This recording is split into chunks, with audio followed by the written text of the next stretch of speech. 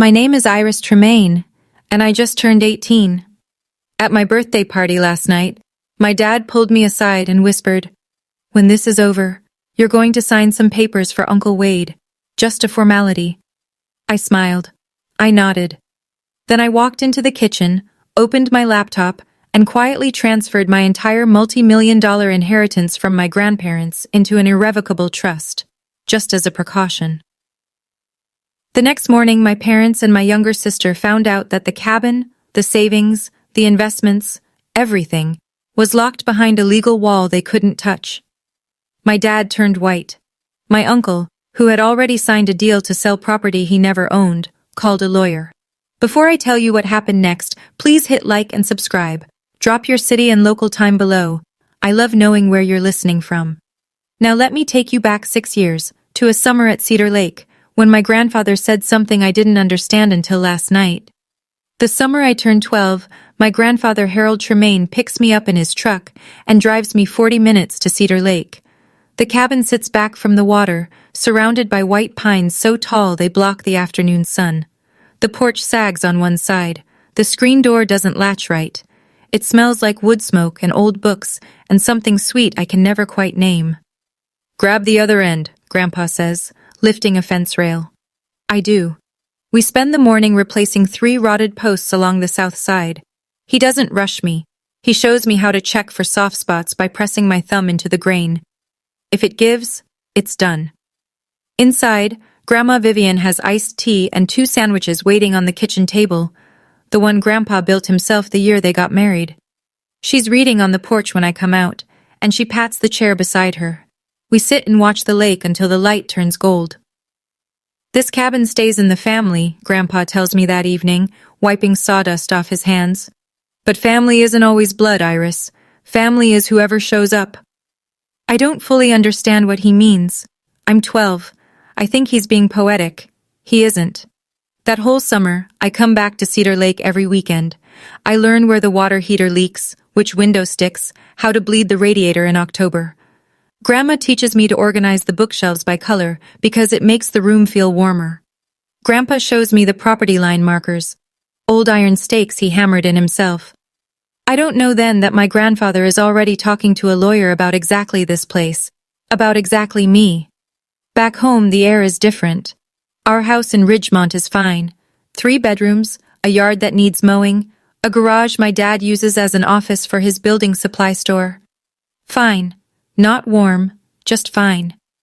My sister Kelsey is 10, and she has the bigger bedroom. Redecorated last spring, lavender walls, a desk lamp that costs more than my entire bookshelf. My room still has the carpet from the previous owners.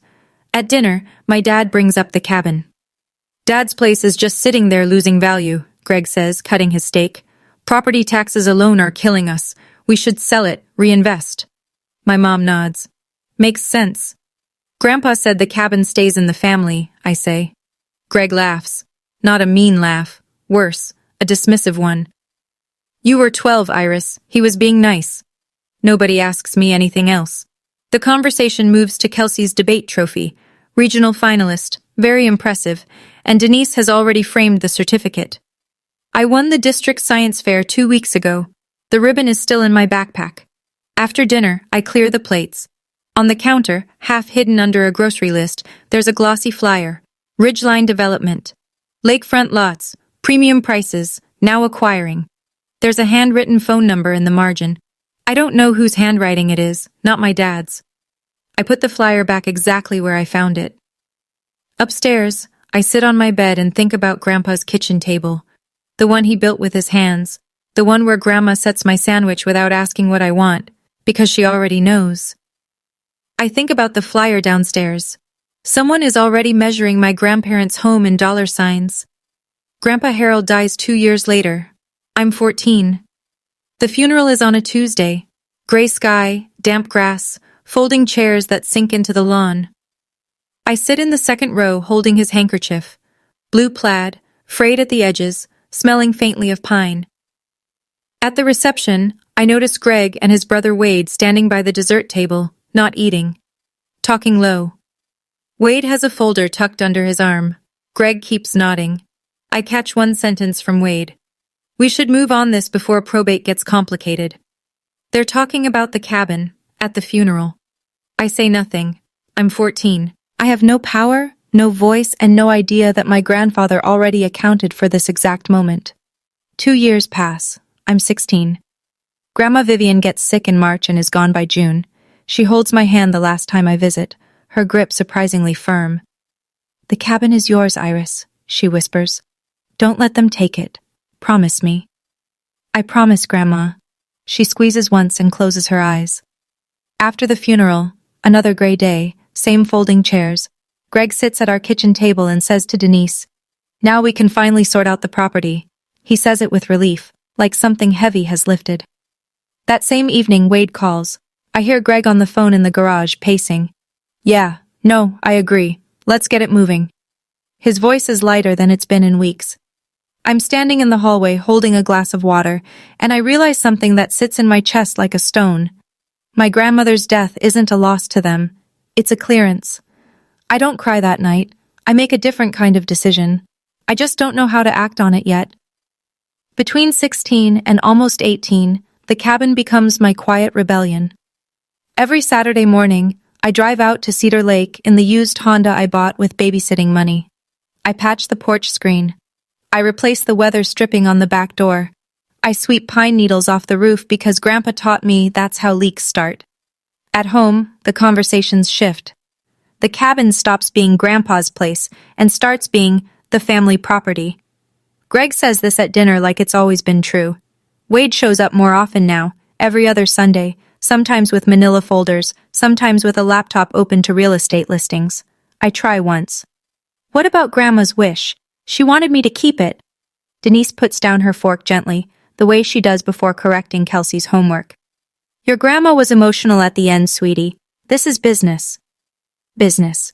That's the word they use for everything that used to be love. By 17, Greg starts being more direct. "When you turn 18, we'll figure this out as a family." The way he says family, I know it means my way.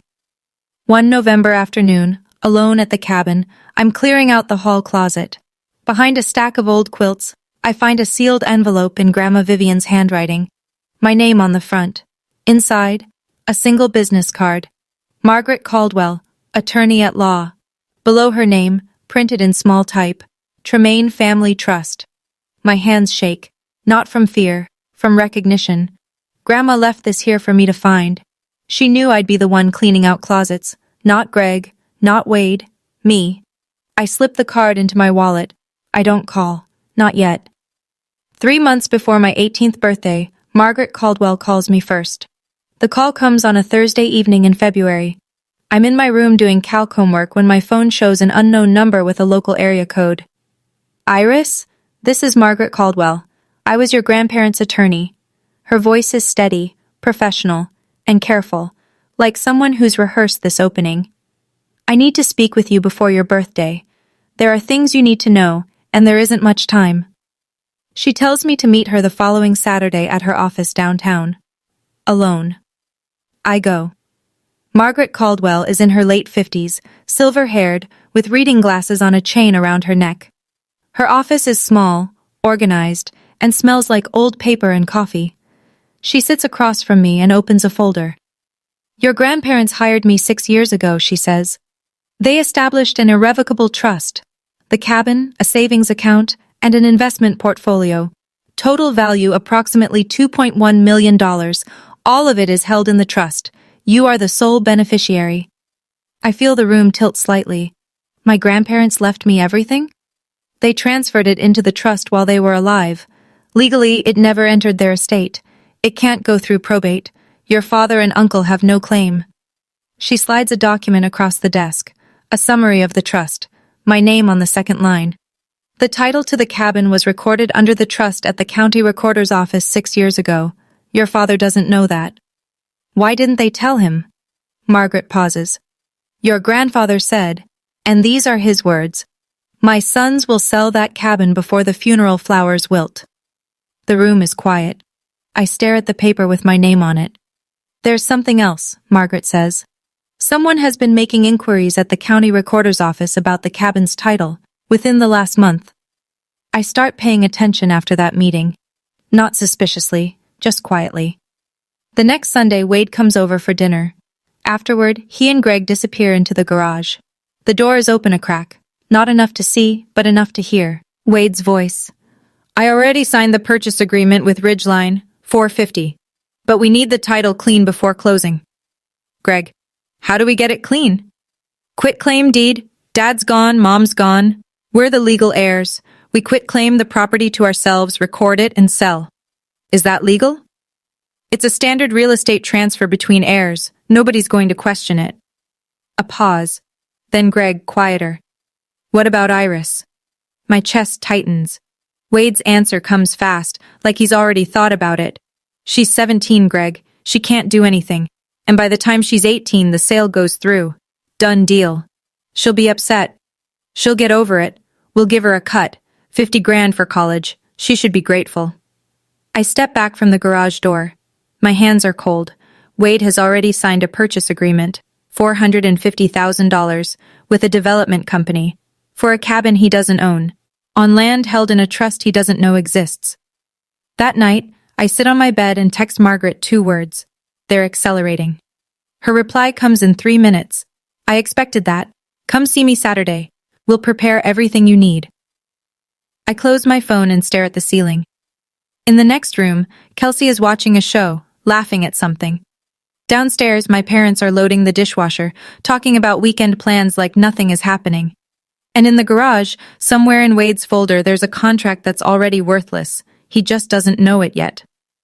Saturday. Margaret's office. She lays out the timeline on a legal pad, drawing lines between dates like a battle plan. The cabin title is already under the trust. If Wade files a quitclaim deed, the county recorder should reject it because the chain of title won't match. The property hasn't been in your grandparents' personal name for 6 years. But? If he submits additional documentation, an affidavit of heirship, maybe a falsified death certificate, he could create what's called a cloud-on title. That won't give him ownership, but it could tie the property up in litigation for a year or more. So I have to act first. You have to act on time. She taps the calendar. The moment you turn 18, you're a legal adult. You can formally accept the role of successor beneficiary. Once you sign, I file a lis pendens, a public notice of legal interest. At the county recorder's office first thing the next morning, that freezes the title. Nobody can record anything against it. I nod. What do I need to do? Show up, sign one document, I'll handle the rest. I sit with that for a moment. Should I tell my parents? Margaret takes off her glasses. Your grandfather specifically asked me to protect you, Iris, not to negotiate with them. I drive home. Greg is in the kitchen, cheerful. Good news, kiddo. I'm throwing you a birthday party. Whole family. Saturday night. It's a big one. 18. He smiles. Denise smiles. Even Kelsey claps. I smile too. My dad is planning my birthday party. My uncle is planning to sell my grandmother's cabin. And I am sitting at the kitchen table smiling, because in 9 days I am going to let them think everything is going exactly according to their schedule. I'm going to be honest with you. Sitting in my room that night, knowing what was coming, was one of the hardest things I've ever done. Part of me wanted to walk downstairs and just say it. Dad, I know. But Margaret was right. If I tipped them off, they'd find another way around it. So I stayed quiet, and I waited. Here's what I want to ask you. Have you ever had to stay silent to protect yourself, even when every part of you wanted to speak up? Tell me in the comments. I read them, and if you haven't already, hit that subscribe button, because this story is about to turn. 5 days before my birthday, my mom sits down next to me on the couch. She's using her "let's talk like adults" voice, soft, practiced, slightly rehearsed. Now that you're almost 18, Denise says, there are some family decisions we should make together. Together. The word lands like a costume. The cabin costs money to maintain, she continues. Taxes, insurance, repairs. Your dad's business has been struggling, and if we sell, we could pay off the debt and set up a college fund. For you and Kelsey. Both of you. Grandma wanted me to keep it. Denise's expression shifts, a flash of impatience, quickly smoothed over.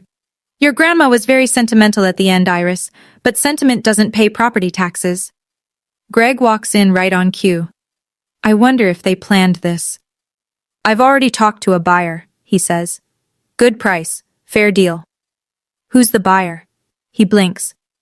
A development company. Wade knows them. What company? A longer pause. Ridgeline something. They're reputable. I don't push further.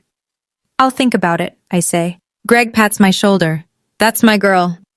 He walks away satisfied, like he's just closed a negotiation. Later that night, Kelsey knocks on my door. She's in pajamas, hair still damp from the shower. Iris? Yeah? She sits on the edge of my bed, picking at a thread on the comforter. Mom and Dad keep talking about the cabin at night, after I'm supposed to be asleep. She looks at me sideways. They sound different, like they're planning something. Different how? Like they're excited, but also nervous. She pauses. Is something going on? I pull the blanket over her feet. Don't worry about it, Kels. She nods but doesn't look convinced. I said I'd think about it. That's not a yes. And they know it, which is why they'll keep pushing. 3 days before my birthday, Uncle Wade shows up unannounced. He catches me in the driveway as I'm coming back from the grocery store. Casual clothes, big smile, leaning against his car like he just happened to be in the neighborhood. Wade is a real estate agent. Nothing he does is accidental. Hey, kiddo, got a minute? Just want to talk. Uncle to niece. We sit on the front steps. He leans forward, elbows on his knees. Here's the thing, Iris. That lake lot? Just the land alone is worth $450. I can get us a deal with a buyer I trust. Fast close, clean paperwork. And what do I get? $50,000, cash, for college. I let the number hang in the air. 50 out of 450?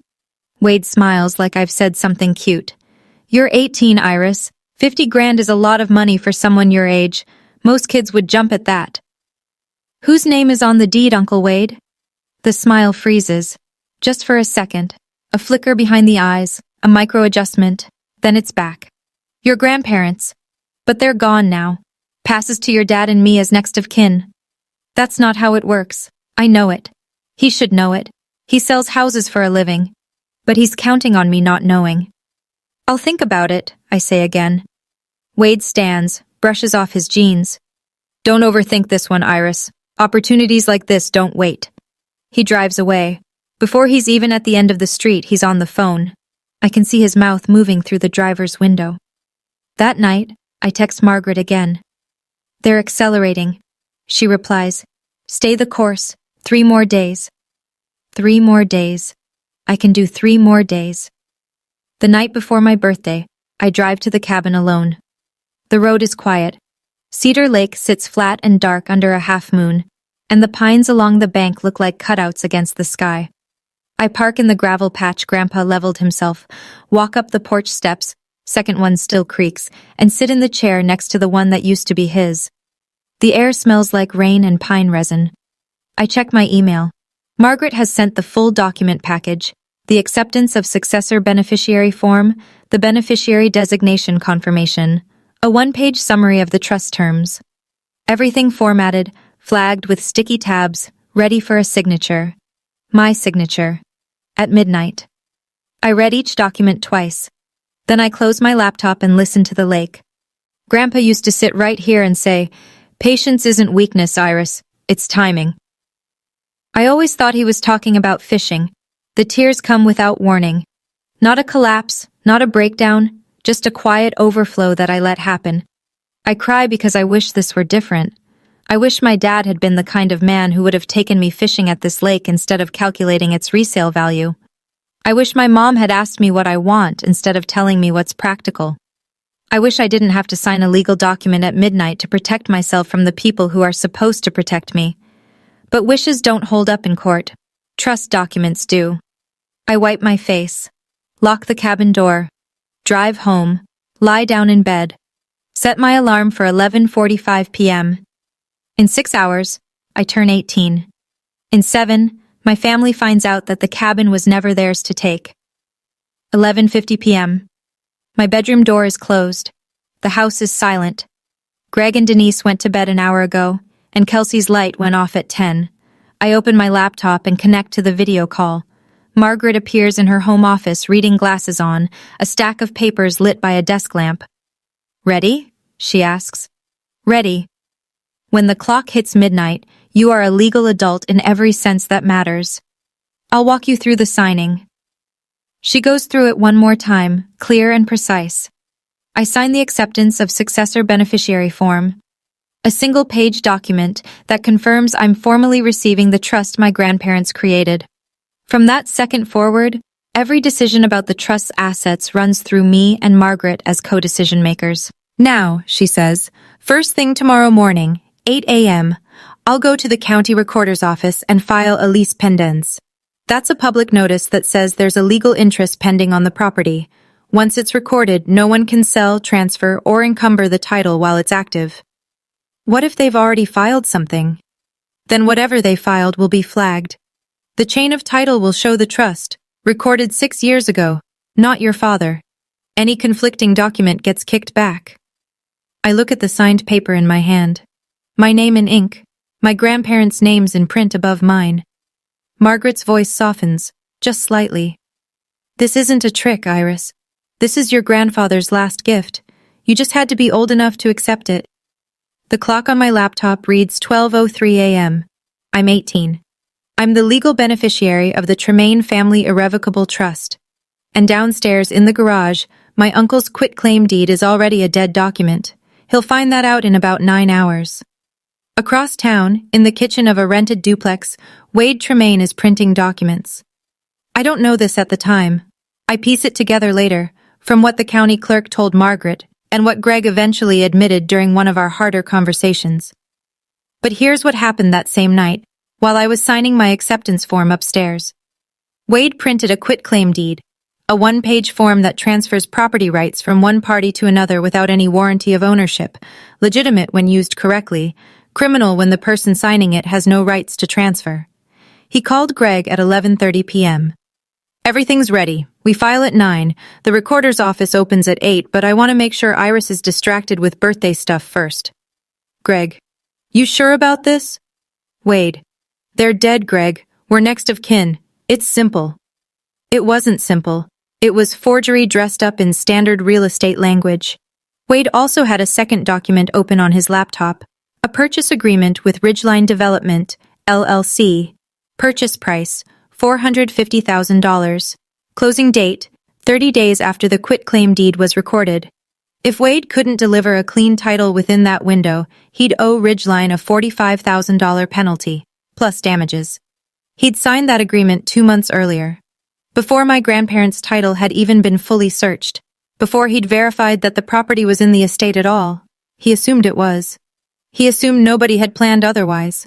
Wade had bet nearly $500,000 on a piece of paper that didn't belong to him. He just didn't know it yet. And in 9 hours, when he walked into the county recorder's office with his quitclaim deed and his confident handshake, he was going to find out that the entire chain of title told a different story. My birthday party starts at 4 in the afternoon.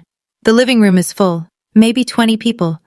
Neighbors, a few of my parents' friends from church, 2 of Greg's old business contacts, Kelsey's best friend's family. Nora Beckett from next door to the cabin is here too, sitting near the window with a glass of lemonade and sharp, watchful eyes. There are balloons, a banner that says Happy 18th in silver letters, a sheet cake from the bakery on Main Street. I smile. I thank everyone. I open small gifts, a journal, a gift card, a picture frame. In my jacket pocket, folded into a neat square, is the signed acceptance form from last night. I don't touch it. I don't need to. It's already done. Greg stands up near the cake table and taps his glass. The room quiets. "I just want to say, Iris is officially an adult today. Denise and I are so proud of her." He pauses, looking around the room. "And as a family, we have some exciting plans for the future." He looks at me and smiles. "Right,